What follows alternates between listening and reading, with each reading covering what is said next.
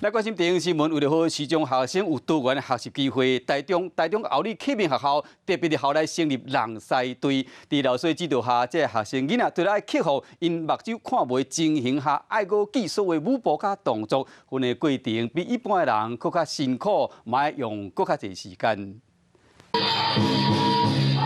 看起来真肃常的表演，不过其实背后的操作手，拢是市中的学生练真久的成果。舞狮队的活动，我想说，因为我没有玩过，有机会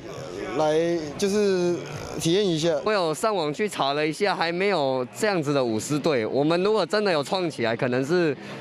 全台湾，甚至有可能是全亚洲、全世界第一支。 后里启明学校伫校内成立舞赛队，同学除了要克服视觉障碍，还要记所有舞步和动作，真无简单。几乎都是就是用记的，然后要花比正常的时间还要更多。校方成立市中生舞赛队，嘛提供一个表演的舞台，让因会当发挥专才，培养兴趣。